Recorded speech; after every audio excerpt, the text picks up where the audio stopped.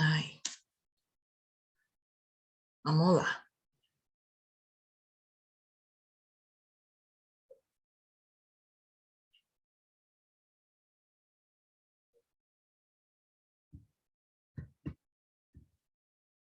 Gente, é toda vez comigo isso. Estava agora mesmo aparecendo.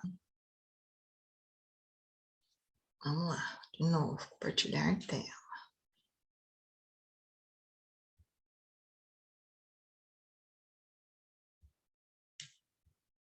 Ai.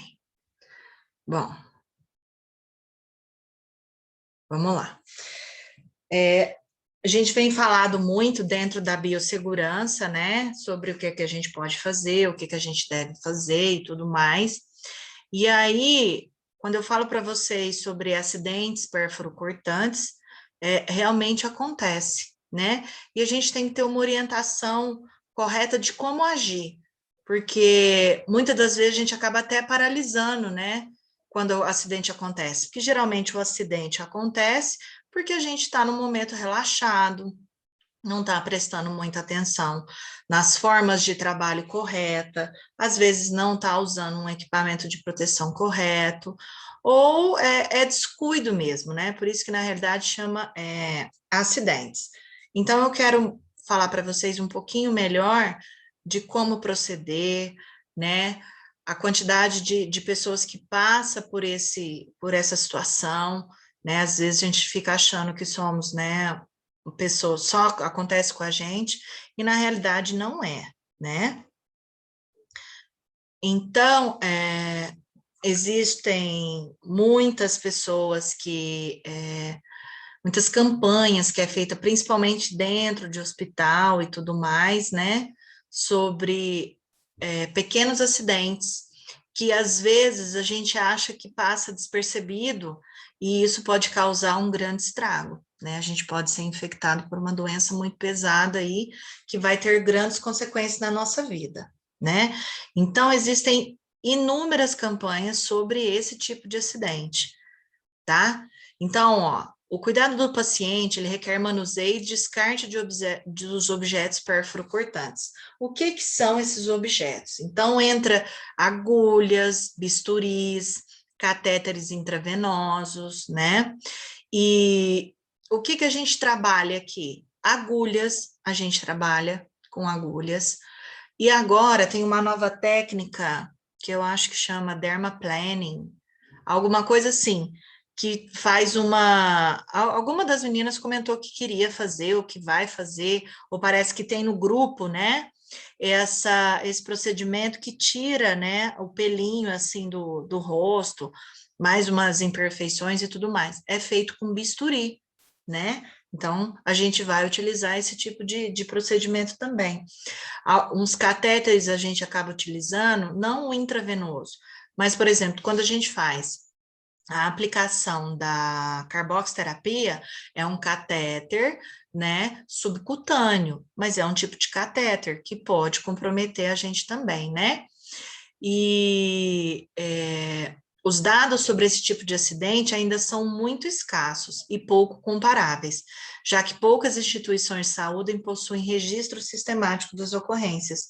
Então, não é todo mundo que relata, às vezes, esse acidente, que reporta, né, para a administração do ambiente que está trabalhando, e não existe um registro nacional disso. Então, muitas das instituições, elas são reportadas sobre o acidente, mas ela não faz um registro. Então, isso dificulta muito da gente fazer um estudo de campo, né, sobre a quantidade, a relação da quantidade de acidentes com o ambiente. Então, é um estudo, assim, bem complexo, que a gente tem poucos dados, né? Então, nós temos esse risco ocupacional do manuseio, né, de objetos perfuro-cortantes. Então, ó, acidentes percutantes podem ser dois tipos, né? Acidentes percutâneos, que é a perfuração da pele de um profissional de saúde provocado por um objeto perfuro-cortante ou algum objeto similar que provoque o rompimento, a perfuração da pele, né?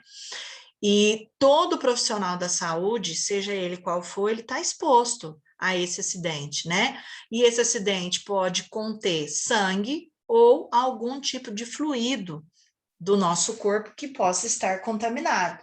E quem são essas pessoas? Médicos, enfermeiros, dentistas, técnicos de laboratório, isso dentro de um hospital, mas todos os profissionais da saúde e todos os profissionais que trabalham intimamente relacionados à saúde. Então, quem? O pessoal da manutenção, o pessoal da limpeza, que não são profissionais diretos da saúde, mas lidam, né, no ambiente hospitalar. Então, por exemplo, se a gente faz um descarte de uma agulha num lixo comum, a moça da limpeza que for retirar o lixo, ela pode se espetar, mesmo ela utilizando a luva, aquela luva de borracha um pouco mais grossa e tudo mais, isso pode perfurar e contaminar. Então, esses são pessoas também que a gente tem que ficar atento em relação a isso. Alguns dados que nós temos são que, mas nos Estados Unidos, como eu disse para vocês, o Brasil não tem essa política, né? Então a gente usa alguns dados externos. Então, ó, tem 385 mil acidentes no ano, né? E desses acidentes que acontecem dentro de uma instituição de saúde, 84,5%, gente, são com objetos perfuro-cortantes, né? Então, teoricamente, todos são extremamente importantes. 50% são de onde? Da enfermagem, 13% dos médicos. E aqui, observe, não tem a porcentagem de pessoas que não estão diretamente ligadas na área da saúde. Como eu disse, o pessoal da limpeza, da manutenção, então não tem nem dados para isso. 68% são o quê? São com agulhas de administração de medicação ou retirada de sangue, que são o quê? São um tipo de material que realmente oferece o maior risco.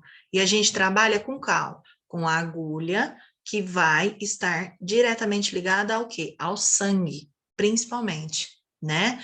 Na medicação o risco é menor, mas em contato direto com o sangue é maior. Então, vamos ficar atentos.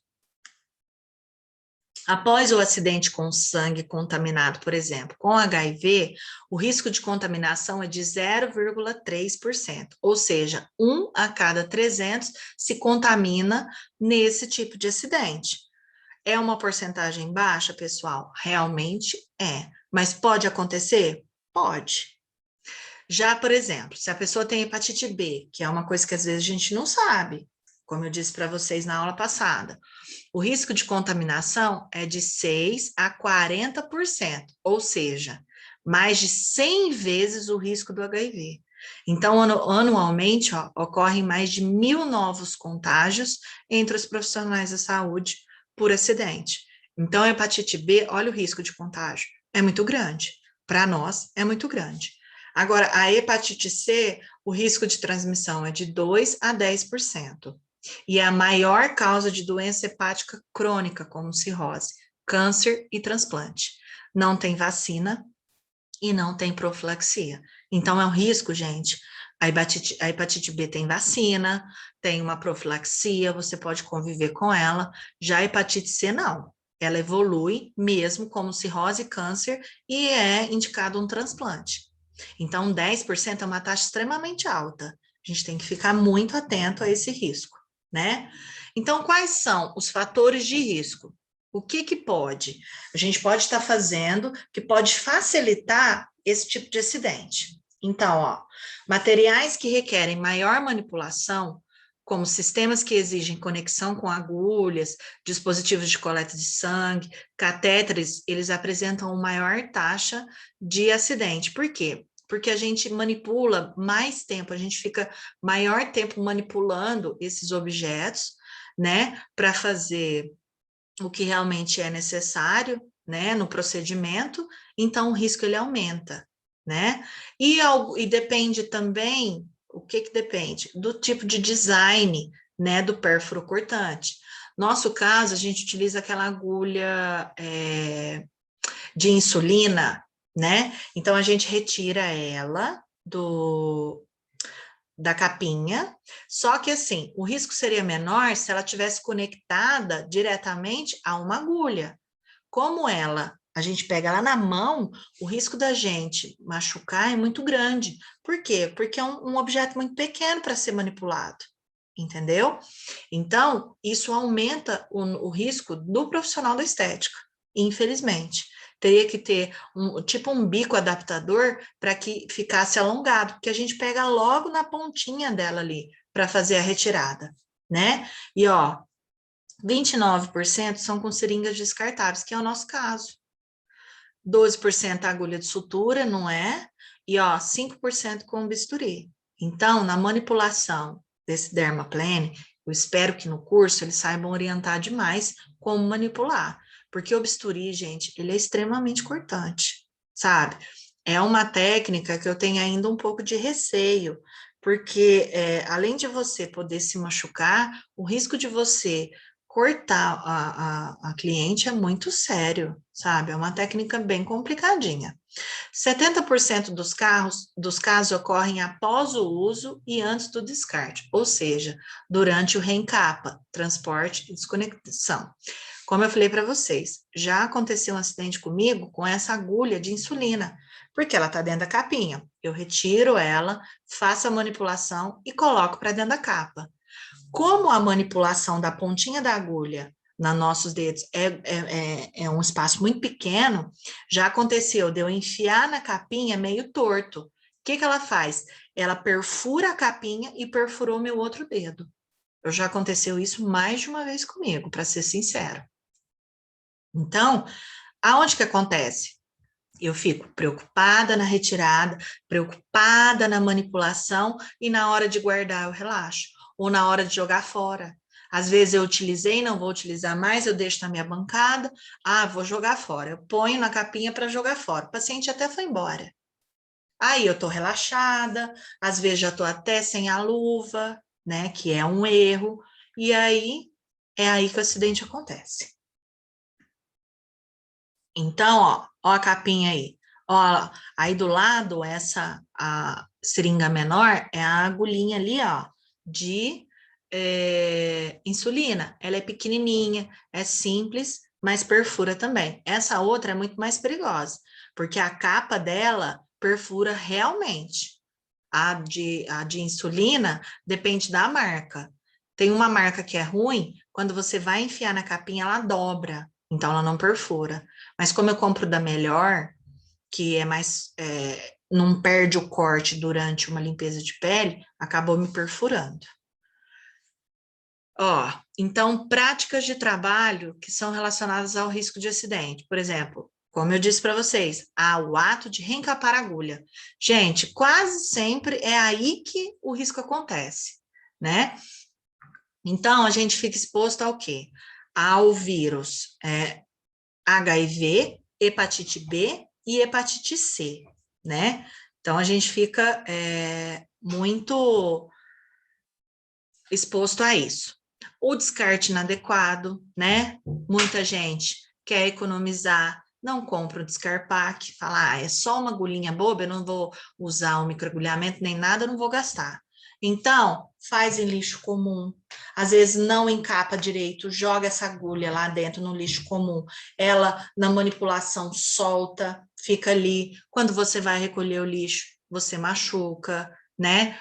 Um recipiente inadequado, às vezes deixa dentro de uma cumbuquinha, eu já vi gente que joga dentro da cumbuquinha, depois pega de dentro da cumbuquinha para jogar fora, né? Então, a gente tem que tomar muito cuidado.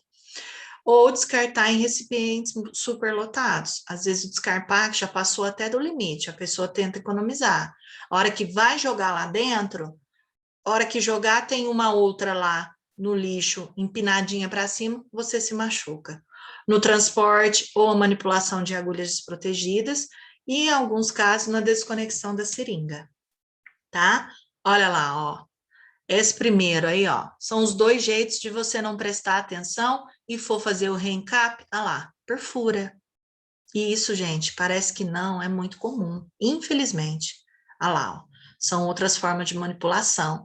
Ali a pessoa tenta fazer o reencap sem segurar a outra ponta ali dentro da bandeja, se escapa, fura.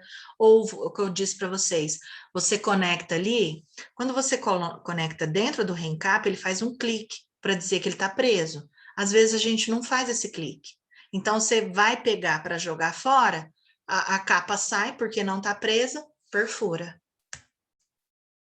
E ali, ó, como eu falei, ó, em lixo comum, às vezes você pode fazer, ou no descarpaque muito cheio, a hora que você vai jogar lá dentro, a outra que já está lá dentro há algum tempo, te perfura.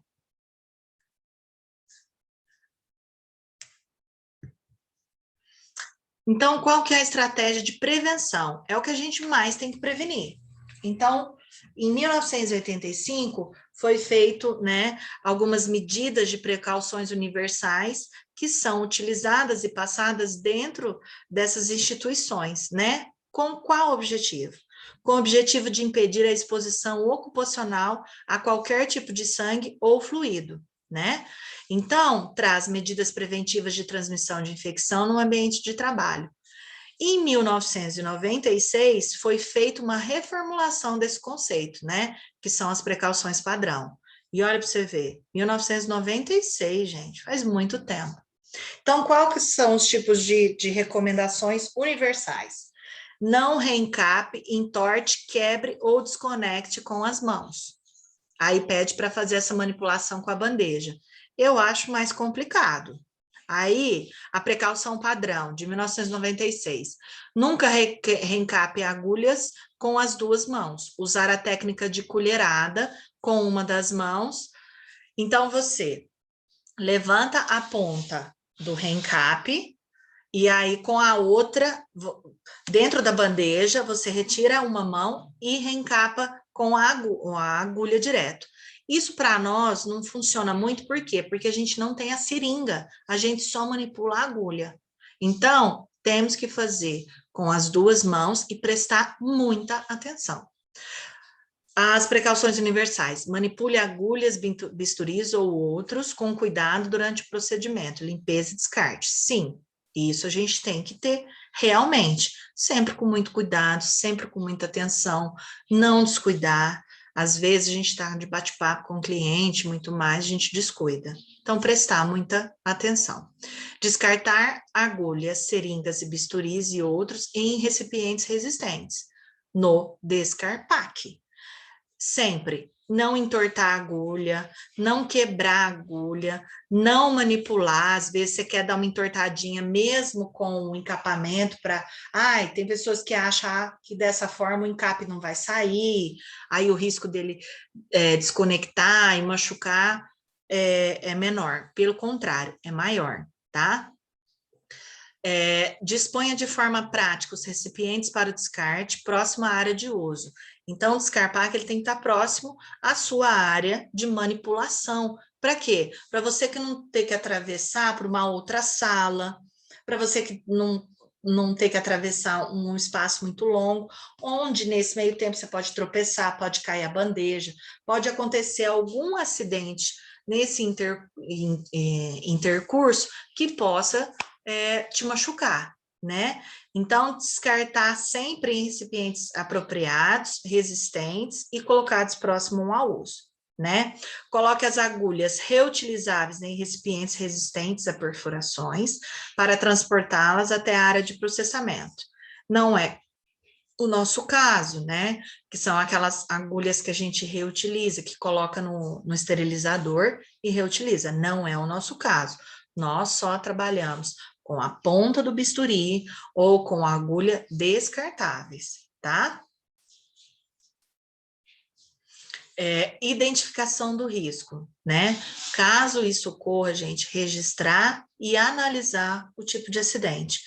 Principalmente, identificar como aconteceu, os profissionais e os materiais envolvidos. Identificar padrões de ocorrência e comparar entre as instituições. No caso, se a gente trabalhar sozinho, realmente, o que a gente tem que analisar aí? Nós tivemos contato com o sangue da cliente. A cliente apresenta algum tipo de risco.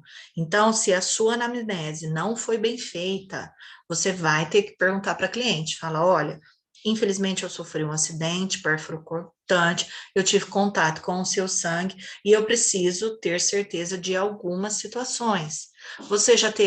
Você tem HIV?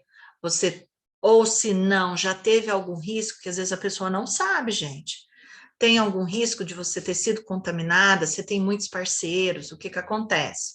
Infelizmente, são perguntas chatas de ser feito, mas é para a sua própria condição de saúde.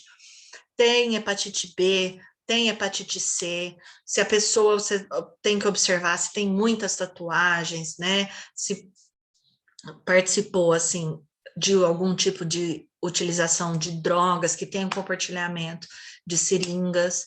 Por quê? Porque se essa pessoa tem algum caráter duvidoso, você vai ter que ir no médico, você vai ter que fazer todo aquele processo de investigação se você pode ter desenvolvido. Às vezes a pessoa não sabe te falar, ou ela deixa em dúvida alguns desses critérios. Aí você tem que ter medo e procurar. Nós temos que ter estratégias de controle e prevenção, como eu disse para vocês, o controle da engenharia. Então, a bancada que você vai trabalhar, a bandeja que você vai trabalhar, a forma que você vai trabalhar, né? A sua bancada tem que ter a visualização de tudo ali em cima, a fácil manipulação, né? Às vezes uma bancada muito alta ou muito baixa. Como eu disse para vocês, achou que encaixou a agulha lá no descarte lá, né? Na casinha dela. Mas não, você coloca do lado para reutilizar, ela solta, você não vê, você não tem uma visão ampla da sua bancada, a hora que você vai pegar um algodão, você pode perfurar. Então, em relação a isso. E, como eu disse, né, que o descarte seja perto da sua bancada de trabalho. Então, tem que ser perto de onde você vai fazer a manipulação dos produtos, né? Então, tem que ser onde? Perto da cabeceira, por exemplo, se for facial, da sua maca, ali perto, descarpar que tem que estar, né? E ter esse controle de prática de trabalho. Então, quando a gente fala de treinamentos, é você trabalhar realmente a retirada, a entrada dessa agulha, às vezes fazer essa manipulação, já que não tem muita experiência, com uma agulha estéril, né? Porque eu falei para vocês, tirá-la da casinha e recolocar é muito difícil. Por quê? Porque é uma pontinha muito pequena que fica para fora. Por quê? Porque ela é para ser colocada dentro de uma seringa. Nós não utilizamos ela assim. Então fica difícil a manipulação mesmo, né? E ter um suporte, como eu disse para vocês, organizacional, para poder evitar os acidentes. Como eu explico, por exemplo, nos meus cursos, eu faço o passo a passo, por exemplo, de uma limpeza de pele. Eu faço o passo a passo. Como você vai montar a bancada, como você vai trabalhar, qual é a ordem que você vai utilizar durante o procedimento, tá? O que é mais utilizado você vai deixar mais perto, o que não é mais longe. Então, tudo isso dentro dos meus cursos eu faço, por quê? Porque é uma forma metódica de minimizar os riscos de acidente. Então, depois do procedimento, como que vai ser, o que vai ser primeiro descartado, de que forma, né? Tudo bonitinho. Para quê? Para evitar os riscos de acidente. Então, é como eu disse para vocês, eu faço o quê? É um mapa mental mesmo, que eu faço e deixo bem cravado na minha cabeça. Então, desde que eu percebi a necessidade de fazer essa sequência metódica, que a gente chama de mapa mental, eu sempre faço ela. Então, eu faço limpeza de pele há 20 anos eu utilizo o mesmo mapa mental, tanto para início da sessão até o final, quando a cliente está indo embora, tá? Então, aqui, ó, é o que eu falei mais ou menos. Isso eu peguei da internet, um mapa mental que é muito utilizado dentro dos locais de trabalho. Lógico que eu tenho o meu, você pode desenvolver o seu, o que é mais fácil para vocês, tá? Então, o que que acontece? Por exemplo, um acidente pérfuro cortante. O que que deve acontecer o acidente? Você, mesmo tendo as informações do paciente, se você se sentir inseguro, o que que você vai fazer? Procurar o médico imediatamente. O que que o médico vai fazer? Principalmente solicitar o teste rápido anti-HIV, mas muitas vezes não dá. Geralmente, o que ele faz? Ele já entra, se tem uma desconfiança grande, ele vai avaliar o tipo de acidente e tudo mais, ele já entra com aquele coquetel, né, que pode